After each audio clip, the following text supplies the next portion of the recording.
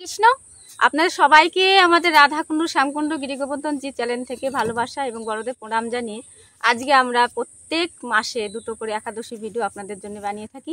আজকেও তার অন্যথা নয়। আপনারা অবশ্যই জানেন যে এই যে শ্রাবণের শেষ হরে কৃষ্ণ আমাদের ভাদ্র মাসের 2 তারিখে যে মঙ্গলবার একাদশী পড়ছে তার নাম কি এবং সেই ব্রত মাহাত্ম্য নিয়েই আজকে আপনাদের সম্মুখে চলে এসেছি। তাহলে অবশ্যই আমরা জানবো এই একাদশী কখন শুরু হচ্ছে এবং কখন ছাড়বে এবং কোন টাইমে আমরা করব, কোন দিনে করব। অবশ্যই আমরা এই একাদশী করব হচ্ছে মঙ্গলবার 2 তারিখ ভাদ্রের এবং এই একাদশী নাম অন্নদা একাদশী। এই একাদশী আরম্ভ হবে 1 ভাদ্র সন্ধ্যা 6টা 9 মিনিট হইতে এবং থাকবে 2 ভাদ্র অভয়ারণ্য 4:06 পর্যন্ত। আপনারা বুধবারের দিন 9:33-এর মধ্যে পালন সেরে নেবেন এবং এই একাদশী অবশ্যই করবেন। এই একাদশীর ব্রত মাহাত্ম্য কোন পুরাণে বর্ণনা করা আছে? অবশ্যই বৈবর্ত পুরাণে বর্ণিত করা আছে। ব্রহ্ম বৈবর্ত পুরাণে বর্ণিত করা আছে যুধিষ্ঠির শ্রীকৃষ্ণ সংবাদ রূপে। তো ভগবান শ্রীকৃষ্ণকে একবার ভগবান শ্রীকৃষ্ণকে ধর্মরাজ যুধিষ্ঠির বলছেন, হে গোবিন্দ, এই ভাদ্রের যে কৃষ্ণপক্ষের একাদশীর নাম কি, ব্রত কি? অবশ্যই আমার জানতে ইচ্ছা করে, কৃপাপূর্বক আপনি আমাকে বলুন। তো ভগবান শ্রীকৃষ্ণ বলছে, অতি অবশ্যই আমি বলবো। এই একাদশীর নাম হচ্ছে কি? অন্নদা একাদশী। এই একাদশী সকলের করণীয়। এই একাদশীর কথা শোনা মাত্রই সমস্ত পাপ, রাশি রাশি পাপ বিদারিত হয়ে যায়। এই একাদশী অত্যন্ত শুভ এবং সকলের করা উচিত। এই একাদশী শ্রীহরির অর্চনা করে ভগবানের কাছে আমাদের মঙ্গল প্রার্থনা করা উচিত। এই একাদশী ভগবান এতটাই প্রীত হন যে এই বলে ভগবান বললেন যে এই একাদশীর ব্রত মাহাত্ম্য বা প্রাচীন এক ইতিহাস, একটা কাহিনী আমি আপনার কাছে বলছি, আপনি কৃপাপূর্বক শ্রবণ করুন। আর এই একাদশীর কথা আমরা আগেই বলেছি, ব্রহ্ম বৈবর্তন পুরাণে বর্ণিত করা আছে। তো তখন যুধিষ্ঠির মহারাজ খুব মন দিয়ে শুনছেন যে একাদশীর মাহাত্ম্য। অবশ্যই একাদশী করলেই হবে না, নিয়মকানুন করলেই হবে না, তার সাথে একাদশীর ব্রত কথা অবশ্যই শ্রবণ করতে হবে। শ্রবণের দ্বারাই মঙ্গল হয়। তো এই একাদশীর আমরা জানবো যে একসময় প্রাচীনকালে রাজা হরিশ্চন্দ্র নামে এক চক্রবর্তী একরকম ধার্মিক এক রাজা ছিলেন। তিনি এতটাই ভালো ছিল, কিন্তু তার কপালে সুখ সইল না।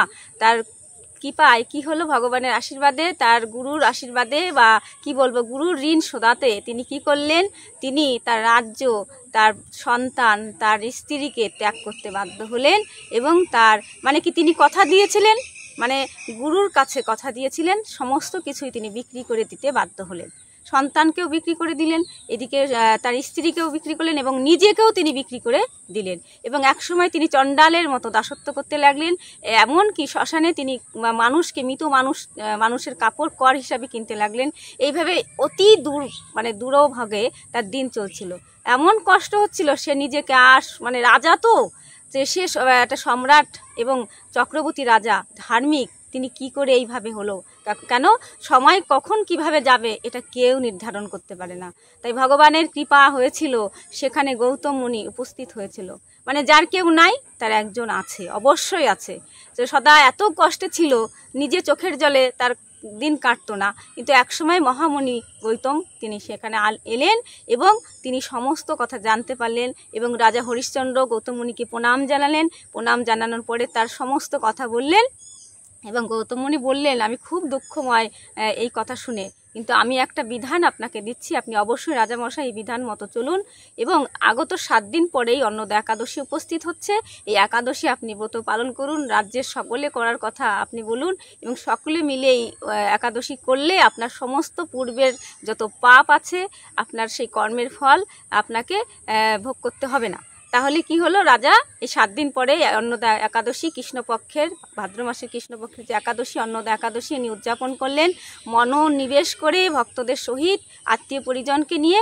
এবং এক সময় রাজার এই একাদশী ব্রত সমাপন হলো। এক সময় এতভাবে তিনি ভগবান শ্রীহরির কৃপায় তিনি অভিশাপগ্রস্ত থেকে মুক্ত হলেন এবং সপরিবারে এবং মৃত পুত্রকে ফিরে পেলেন, তার স্ত্রীকে ফিরে পেলেন এবং আনন্দ সহকারে নিকণ্ঠ রাজা হিসাবে তিনি সেখানে বাস করতে লাগলেন। এক সময় তারা সবাই মিলে, গ্রামবাসী মিলে সবাই রাজ্য সুখ ভোগ করলেন এবং এক সময় স্বর্গগামী হলেন এবং শ্রীহরির কৃপায় স্বর্গ থেকে তাদের পুষ্প বর্ষণ করলেন দেবতারা। এবং এইভাবেই একাদশীর ব্রত উদযাপন করতে হয় সবাই মিলে, সপরিবারে মিলে। এবং আপনারা জানেন যে একাদশীর দিনে কি করতে হয়, অবশ্যই ভগবানকে ভগবানকে নিবেদন করে সেই প্রসাদ কিঞ্চিত পেতে হয়। এবং দশমীর দিনেও কিন্তু অপরের বাড়িতে আহার করা যায় না, ভগবানকে পঞ্চব্যঞ্জন রন্ধন করে সেবা দিয়ে সেটাই কিঞ্চিত পেতে হবে। আত্মীয় পরিজন এবং বৈষ্ণব ব্রাহ্মণকে সেবা দিয়েই পেতে হয়। হ্যাঁ, অবশ্যই আপনারা জানেন। এবং দান ধ্যান যা করার করতে পারেন আপনার সাধ্যের মধ্যে, এইভাবেই করতে হয়। এই একাদশী ব্রত পালন করলে সবাইকেই ভগবান শ্রীহরির আতুল যুগলে ঠাঁই দেন, আশীর্বাদ প্রদান করেন, ভক্তিও দান করেন। এই একাদশীর ব্রত মাহাত্ম্য শ্রবণ করলে আমাদের কি হয়, অবশ্যই অশ্বমেধ যজ্ঞের ফল লাভ হয় এবং ভগবানের কৃপা হয়, রাধারানীর কৃপা হয়। অবশ্যই আপনারা এই একাদশী ব্রত পালন করবেন, সকলকে উৎসাহিত করবেন এবং আমার এই ব্রত মাহাত্ম্য শ্রবণ করবেন। যদি ভালো লেগে থাকে আমার এই ভিডিওখানি অবশ্যই লাইক, কমেন্ট, শেয়ার করে পাশে থাকবেন। রাধে রাধে।